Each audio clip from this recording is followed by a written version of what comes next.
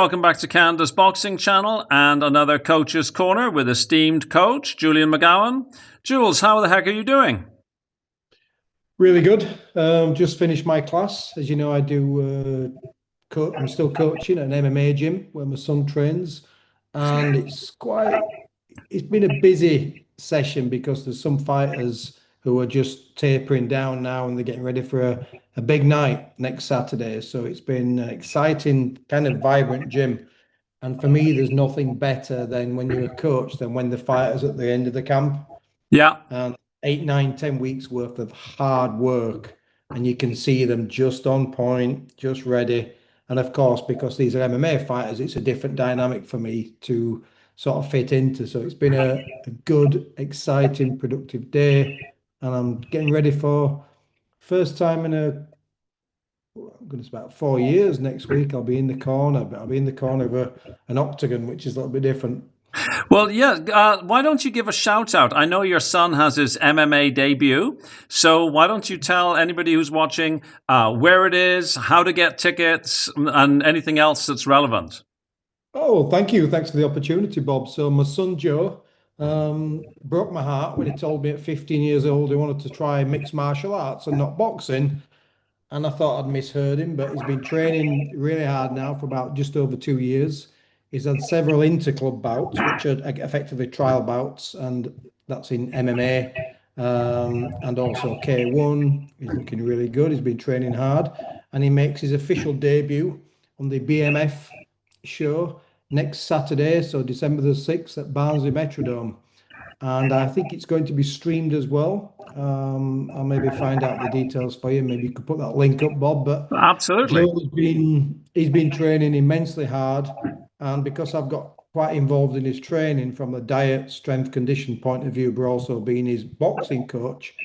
As you know, about 4 or 5 months ago, his own coach, the head coach of the gym, who I know well anyway, he started seeing that my son's hands were pretty good for an MMA fighter. And because boxing coaches are now becoming such a bigger part of mixed martial arts, the best MMA fighters in the world have got boxing coaches like Taporia, for example, he has got great hands. James asked me if I'd be interested in doing a class once a week. So that's really taken off. It's one of the most popular classes that he's got. And we've got 5 fighters on the bill, all good kids, really exciting fighters, and I'm looking forward to it. I've got the buzz again, and I'm extremely nervous as a father. Yeah. Boxing's a brutal sport. Mixed martial arts is it's next level. It's Really. I always love boxing. Boxing will always be my passion and my favorite sport, but this is next level, and it's kind of hard watching some of the sessions when your son's getting choked out. They get the kicks, the full-on kicks to the side of the head, and various other things, but. I'm confident, I'm ready, and I'll be glad when it's over, to be completely Yeah. honest. Well, But yeah, the 6th of December. I'll keep my fingers crossed for him to have a successful debut, and of course, most importantly, everybody to go home afterwards, having enjoyed their show, win, lose or draw. So Absolutely. absolutely, and yes, if you get a streaming link, send it to me, and I'll absolutely put it up. You never know, right? And of Thank course, you, Bob. I Will might do. well watch it myself if I can, There you go. It access it. might there might be a small fee, I don't know, but there'll Yeah. be a link. Excellent. Well, let's actually talk about some boxing stuff. There was a big card last weekend. You and I have chitty chatted about it, but there's a couple of things that sort of come out of that I find interesting. One of which is Devin Haney. I'm always interested when people appear to be, the very best in their division as to whether or not it's possible in a four belt era to become undisputed. And to my way of thinking, I think Devin Haney has got an opportunity to be undisputed. Now, there's loads of politics that might prevent that, but I was interested to know what your take would be. Do you think that Devin Haney has got a chance to be undisputed as a welterweight? Again, as you've said, it's down to the politics. So my understanding, we've got Barrios, who's kind of an aging, not quite a formidable champion for me. We have Lewis Crocker, who I don't believe he beat Paddy Donovan, by the way. And whilst he did get, a couple of knockdowns, I've never seen anybody win a world title or a version of a world title throw so few many punches in a 12-round fight. It just didn't feel like a world champion fight to me. And then we've got Rolly Romero, who is it tough, he's very beatable. So in terms of the other champions, I would say Devin Haney is the outstanding champion of them all. Yep, he's just won the belt, but he won it off a quite a formidable opponent. It's just down to the politics, Bob. It's down to, does Devin Haney have the star quality, and is there a demand to see him collect the other belts? Because I've got no doubt he would beat all those other champions, even though he still looked to have a little bit of apprehension about his work, I think, in this fight and the previous fight. But he also showed some brilliance and some fantastic technical ability. I just think of Crawford and Spence, how long it took them two to unify. It seemed to take forever. However, we've got the, Turkey's money now, Turkish is cash, so maybe there's a demand there. Maybe the networks fancy it. I don't know. Is he good enough to be unified? Absolutely. He certainly looks to have found a home at welterweight. Physically, he looked fantastic. He didn't have to do the weight cuts. And I'd have him as a prohibitive favourite to beat any of those other three champions. And that includes any of the contenders, really.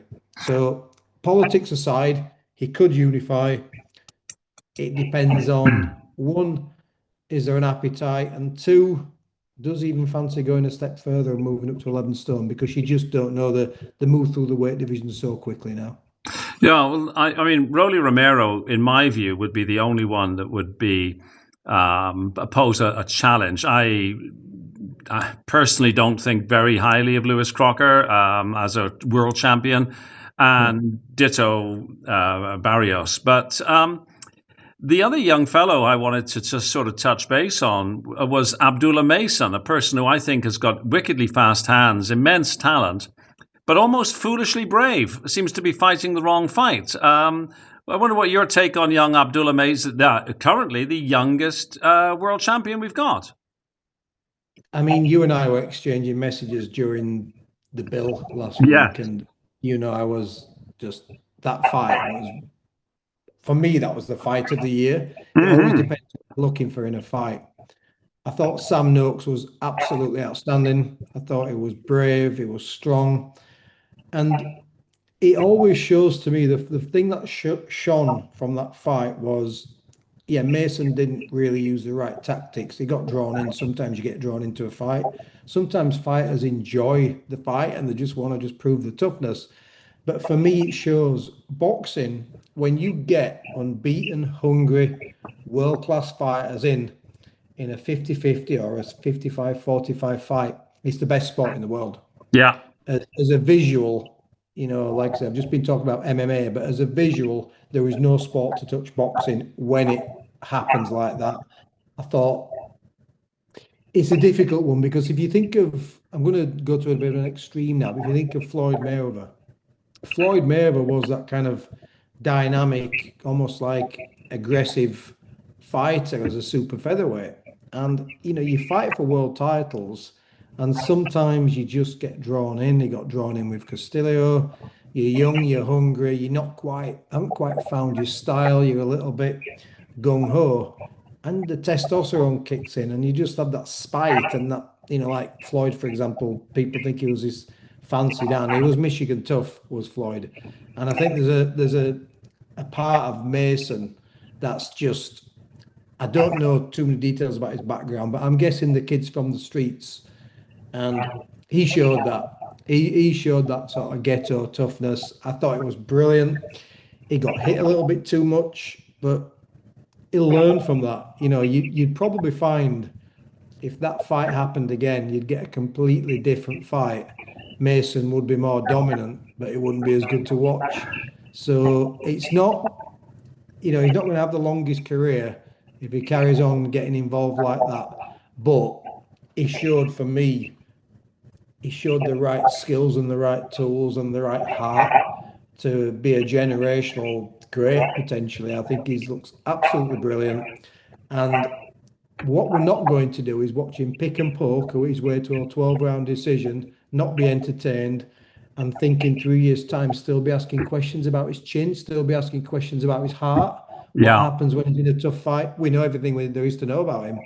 And like Floyd, as the example he used at super featherweight, Floyd got through the weights and he got further on his career. He got smarter. And I expect Mason to do exactly the same thing. He'll get smarter, he'll learn from it. But I'm still smiling about that fight. It was the best fight I've seen in a long, long time. Oh, it was the fight of the night. It was the fight of the night on a good card. I mean, it Yes. was, I don't know if it'll ever potentially happen. I'd like to see young Abdullah Mason with someone like Shakur. That would Oh, be that would be super interesting from a whole bunch of perspectives. You there's know, just something about the sharpshooting southpaw, isn't there? I mean, Shakur, as you know, I wax lyrical about him. He's an unbelievable fighter, and defensively, he's probably the best defensive fighter in boxing. I think he's just brilliant. And those two, it'd be just mouth watering. I just I like the fact that you're starting to get. There was a time in boxing where the Americans, um, that it just they seemed to dip a little bit and they were losing that dominance. And now we're getting the Americans in the lower weight divisions, from like lightweight to welterweight to light welterweight. They're asserting some kind of dominance again. And I personally love to see that. I think it's just reminds me of those kind of 80s and 90s, those eras.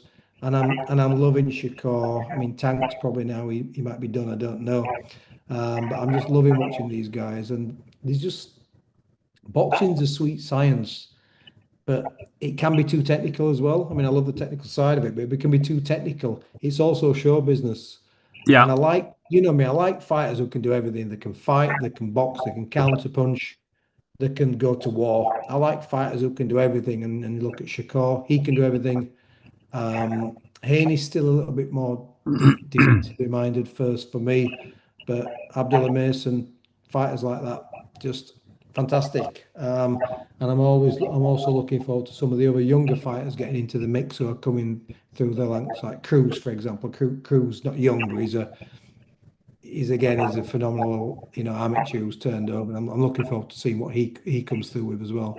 Boxing's really exciting right now. It's it been a while, I spent a long time bemoaning the fights that didn't happen, and now we've got to celebrate it because boxing is on fire right now. Well, especially at the, outside of the blue ribboned Yeah, heavyweight division, it's particularly good.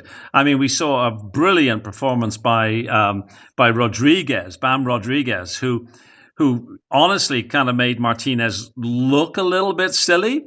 yeah, Which is, I don't mean to be dissing Martinez. It's just it shows how good Bam Rodriguez was. yeah. And Bat Rodriguez was just, it was like poetry. It was like watching, an artist paint a canvas. It was like watching Michelangelo. It was literally, it was that sublime. I don't know anybody in boxing who's got better footwork than Bam. Just watching the little steps that he does, you try and teach it, but how can I teach that? It's just you're just watching an artist. So I just say to the fighters in the gym, just go watch the tape. yeah, Just it's like tape. trying to teach somebody to play golf like Tiger Woods at his best. I mean, Absolutely. or basketball. Like the greats, right? It was like Like a Jordan. more compact. It was. I mean, I'm not saying it was better. I don't think he was, but it was like a more compact Pernell Whitaker. We all remember Pernell Whitaker, the way he would slip and slide and feint and shuffle from that southpaw stance. He'd show you the shoulder, he'd pull out, he'd pivot underneath, he'd touch you, he'd be up against your chest, he'd roll back out.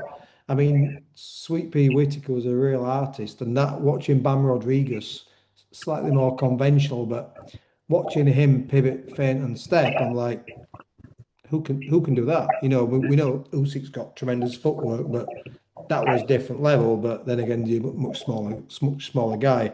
But I love the bill. I love the show on Saturday night because there was something in that show for everybody. Yeah, If there's something if you prefer the war, the fight, the blood and guts, the broken bones, we had that. If you want the artistry, we had that.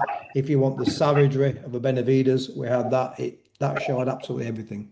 I see Benavidez is talking about going to cruiserweight. Apparently, has Richard Riakporhe in his sights. Um, any thoughts on him moving to cruiserweight? He doesn't look, listen, we know he doesn't have he's not the most genetically gifted in terms of his body type. He's certainly a fantastic fighter. It would sadden me if I'm being completely honest. Skill wise, yep, he's a level above those guys, but cruiserweight limit obviously is bigger now than it used to be. He doesn't look the most aesthetic when he's at 12 stone 7. And I fear that Benavides, as a cruiserweight would just wobble. And I don't Mm-hmm. want to see that. There's something about fighters leapfrogging divisions to pick up belts from mediocre fighters and other average champions. When you've got, the the light heavyweight division is hot, of course. We've got Bivol. I mean, not the most active Bivol and Beterbiev, but you've got two sublime champions there. And I'd like to see Benavides against Bivol because that's a competitive fight. I think Bivol's a better fighter, by the way. But moving up to cruiserweight to just grab another belt and not look great doing it, I don't love that. Yeah, I would be disappointed because I was talking with Jerry on here the other day, and I said how much I would like to see Benavides and Bivol, or Benavides and Beterbiev. I think both those are very, very challenging fights for Benavides. I'm not saying he can't win, although I would be expecting Bivol to win, and I would expect Beterbiev to win as well, provided Father Time hasn't sort of caught up to him too much. But they could be exceedingly good fights. There'll be fantastic fights, and this is the problem we've got now. It's a good problem to have, but we're almost demanding the fights and wanting the fights because we know these fights can happen now. There's the money there and there's the appetite to make these big fights, with the Saudi money, and I love that. And you can get too spoiled by wanting them too soon because we used to have the build up, didn't we? Yeah, Waiting 2 to 3 years for the best to fight the best, and now we've almost got greedy that this could happen quite soon. Bivol and Benavides.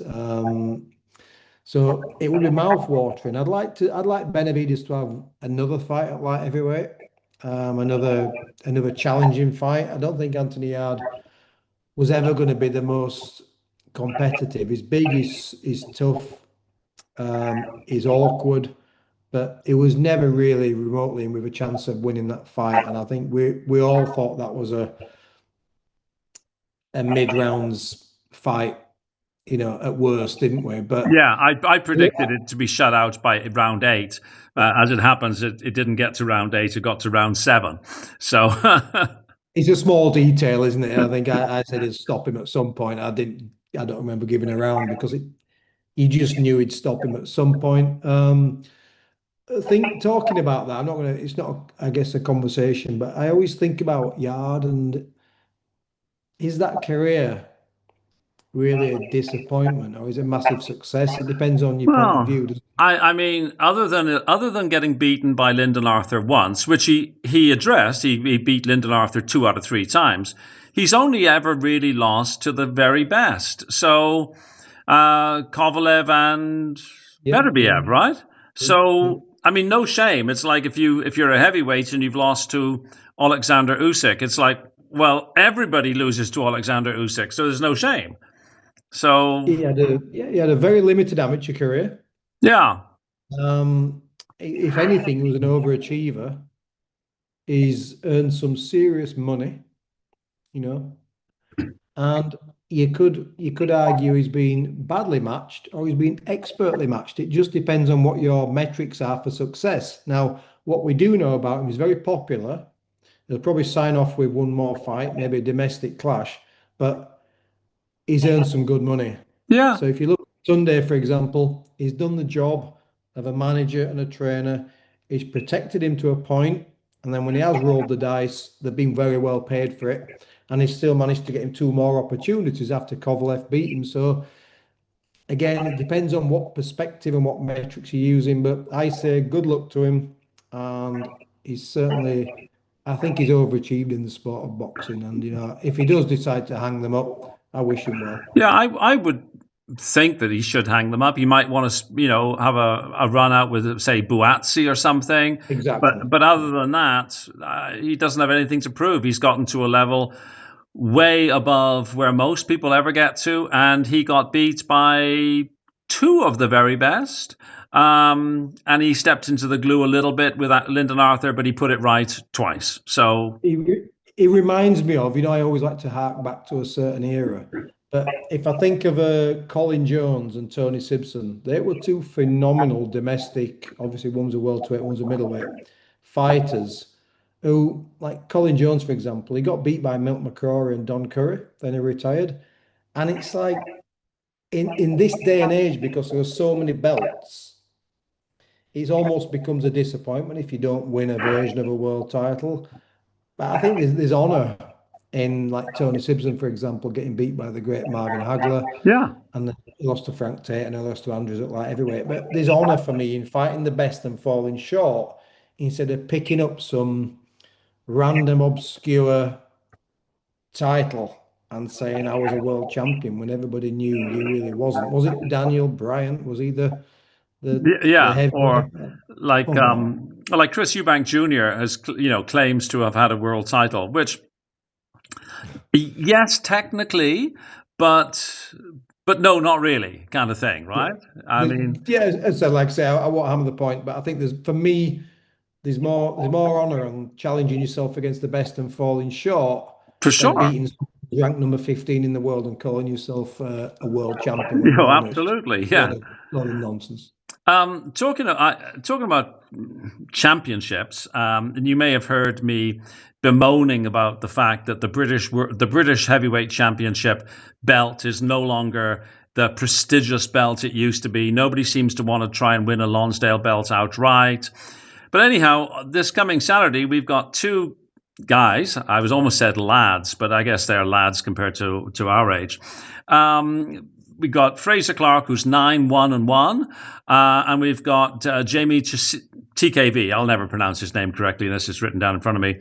Who's 8-2. They're rated like 18 or 19 in the UK, but anyhow, they're fighting for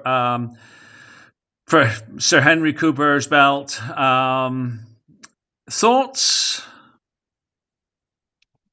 Very quickly my thoughts on the British title won't surprise you. It's a shame it's been diminished over the last sort of 10, 15 years because, when I was coaching and obviously as a coach of a two-time British champion, that was for that fighter and the coach, that was the goal. That was always the goal to Yeah, be champion of your country. It's like trust me, when Gary won the belt, we all spent a few days having the belt in our house, and I've still got fond memories of my dad putting the belt on. I've got a photograph of my dad with the belt, sat in the chair, smiling like as a proud dad of the coach of the Dewsbury's only ever British champion. It's a beautiful belt. It means everything, and it's lovely to see that it's a for these guys are contesting it. And I don't know why more fighters don't do that. We had Conor Benn, who I'm no fan of whatsoever, but he's never going to have a British title now, is he? Because he's leapfrogged it. He's gone to the multimillionaires club. I get it, success as a fighter, but that British title is the most amazing thing. I know I'm fortunate enough to know quite a few British champions on friendly terms. Like Mark Hobson, for example, he has the belt outright. An old teammate of mine, Carl Johansson, has the belt outright. It's the most gorgeous thing in the world. So why anybody wouldn't do that, I've no idea. In terms of the fight, I always try and be positive and not dismissive. I've never got the Jamie TKV thing. I've never got it. I find him quite mediocre, if I'm being completely honest. He hasn't really beaten anybody. You could consider him unlucky against David Adelaide, but I always got the impression at some point in that fight I was going to get caught, even though it was yeah, under controversial circumstances. I always got the impression at some point he was going to get hit hard and it was going to be good night. I've seen him lose once before to a very mediocre fighter quite early on in his career. I'm not being harsh, I just don't get him. Fraser Clarke, very tough what happened to him. Of course, he's had a win since then, but I expect Fraser Clarke to be way too accomplished, too competent, too polished, too conditioned for Jamie TKV. And I think it's not a one-sided fight, but I don't think it's the most competitive fight either. But great to see the British title on the line. I think Fraser Clarke would be a good British champion, and I would encourage him if he does win, to get that belt outright, like Sir Henry did. Was it 3 times? Henry Cooper had the When Lonsdale. He had 3 Lonsdale belts. you could do it, yeah. Yeah, So I think I just like to say I'm not being mean because if you were parents of Jamie TKV, be extremely proud of him. But we're talking about top yeah. level domestic fighters. I just don't get it. I've never got it. I've watched him about 5 times. He's lazy. He's never looks in shape, and he doesn't do anything spectacular. He's got a little bit of ring craft. I'm just not a big fan of his. Sure, he's a good guy, but I think he'll be well taken care of by Clarke. Yeah, I mean that's how I see it. I did a video on this yesterday, the day before. I mean, I can't see Fraser Clarke unless he's very unlucky. I can't see a way for Fraser Clarke to lose this.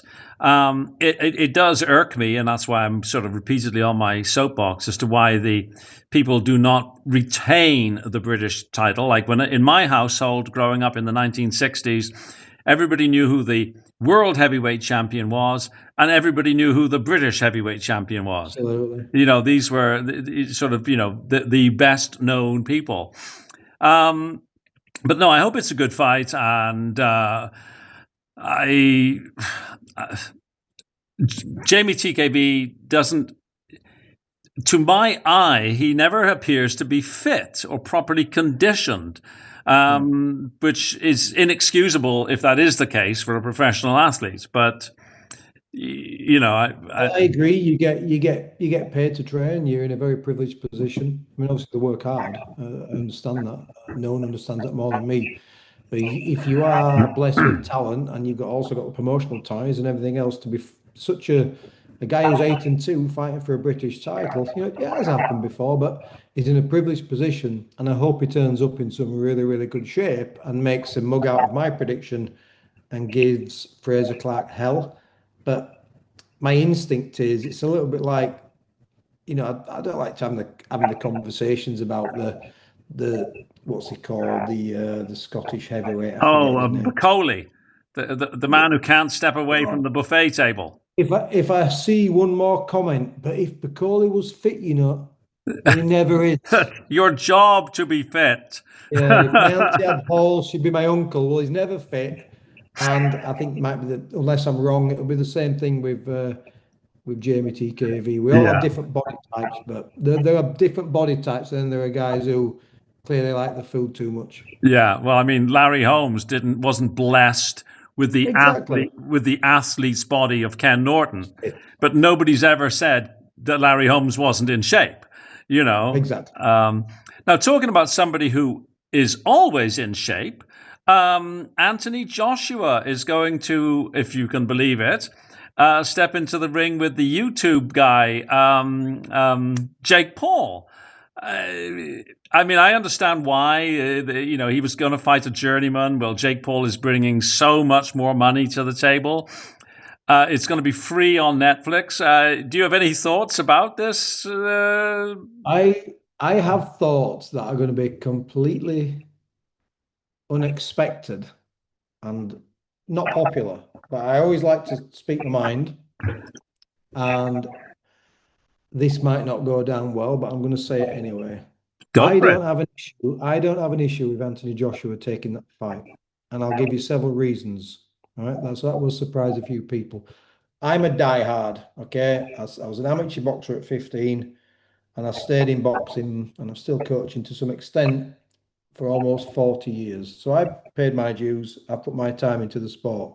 And I was a diehard. I've just been talking about the Colin Joneses and the Tony Simpsons and all those guys.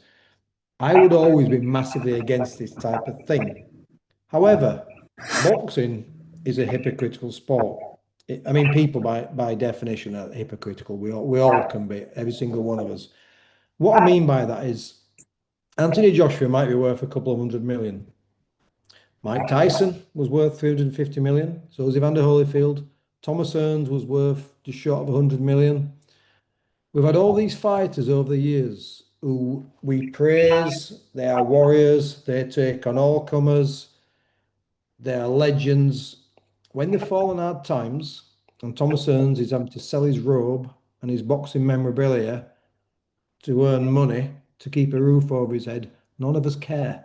Hmm. This boxing community who always develops a conscience when there's some kind of like unusual freak show that comes along, Jake Paul, Conor McGregor, whoever you want to name, boxing people always develop a conscience, but they don't care about the other stuff. We don't care when we see, a Jimmy Young or someone like that who's positively, he's obviously no longer with us, but we see guys like that who had hard careers who give us lots of entertaining and they're positively brain damaged. Yeah. Hmm. Hmm. So Anthony Joshua, whether you like him or not, he's paid his dues.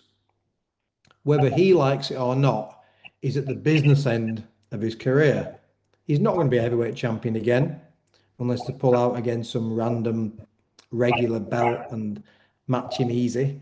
So he's not going to be beating anyone really in the top 4 or 5 again. He's at the business end of his career. Yes, he's absolutely loaded. Boxers go through money quicker than you would believe. And if he can get whatever he's going to get, 50, 60, 70 million for knocking out Jake Paul, good luck to you. That's what I say. And the boxing establishment might think, well, McGowan, you're a hypocrite because that's not you talking. I'm saying, listen, I always like to think outside the box and give you an opposite side of an argument. And as a traditionalist, do I like the fight? No. Do I get the fight from a business point of view? Absolutely. Will anybody care about Anthony Joshua if he ends up broke? Don't laugh because this happens. Will Hmm. anybody care about him? No. Will anybody care about Anthony Joshua if he continues to have hard fight after hard fight after hard fight after hard fight, and then he starts sounding like James Toney? No one will give a toss. Yeah. Where are people really for Gerald McClellan right now? Or Michael Spinks. Or Michael Spinks? Nobody cares. Hmm. Nobody cares. So if you can earn this money for an easy 1 or 2 round fight, first of all, you go do it. I don't care. I can choose not to watch. I can choose to watch. That's up to me. And then the second part of it, the one that's sort of frustrating me the most, again, the hypocrisy of boxing, whether people want to say it or not. People are saying now, I know reputable people online who are saying this is a dangerous fight and Jake Paul could be killed. Well, first of all, any combat sports athlete at any point can be killed. It's the brutal dark side of fighting. It happens. Hmm. Fortunately, it doesn't happen that much, but it can happen. But week in, week out, week in, week out, we see massacres and mismatches every single bill. We see guys who have got 50 losses and 2 wins fighting former open class amateurs, former GB kids. We see imports coming from Estonia who are getting smashed to bits. They're getting hurt. They're getting dropped off in taxis at venues. They don't even come with a coach. They can't speak English. They get chucked in. They don't get warmed up. They get feasted on by prospects who beat them up in 1 or 2 rounds. Nobody cares. Everybody goes on happy. All of a sudden, two multimillionaires are going to fight each other. One's probably going to get smashed to bits. Oh, it's dangerous. Yeah. Jake Paul could get killed. Well, he's a fit young lad.